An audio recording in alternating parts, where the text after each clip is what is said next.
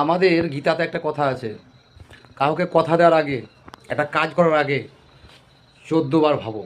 14 বার ভাবো কাজটা ঠিক হবে কিনা, সঠিক হবে কিনা, করবো কিনা।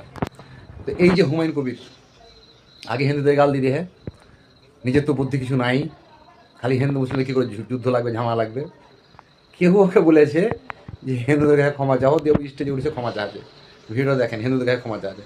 আরে ভাই তুই যতই ক্ষমা চাহা, মানুষ তো সেই ওটাই, যে মানুষটা বলে হিন্দুদেরকে কেটে ভাগরতী জলে ভাসে দেবো, এখন কেউ ওকে শিখাচ্ছে নিজের বুদ্ধি লয় এবার, ঠিক আছে। এইবার হুমায়ুন কবির প্রকাশ্যে হিন্দু ভাইদের কাছে ক্ষমা চাইলো কেন দেখুন। হিন্দু ভাইদের মনে যে আঘাত পেয়েছিল, আমি তার জন্য আজকে প্রকাশ্য এই লক্ষ লক্ষ মানুষের সামনে করজোড়ে ক্ষমা চেয়ে নিচ্ছি। ভবিষ্যতে এরকম মিথ্যাবাদী মুখ্যমন্ত্রীর কথায় ভিডিওটি প্রচুর পরিমাণে শেয়ার দিয়ে সবাইকে দেখার সুযোগ করে দিবেন। ভিডিওটা শুনলেন? এই হুমায়ুন কবিরকে নওশাদ সিদ্দিকের কাছে পার্টি করা শিখতে হবে। ও তো মুসলিমের ছেলে, হুমায়ুন কবির মুসলিমের ছেলে, কিন্তু নওশাদ সিদ্দিক শতগুণে ভালো। ও হিন্দু মুসলিম নিয়ে কোনো কথা বলেনি, ওই লোকটাই ঠিক আসল মুসলিম। ভুল করছে, এবার মুখ্যমন্ত্রীর দোষ দিছে, মুখ্যমন্ত্রী তোকে গাল দিতে বললো তাই গাল দিবি, এটা কোনো কথা হলো? হ্যাঁ,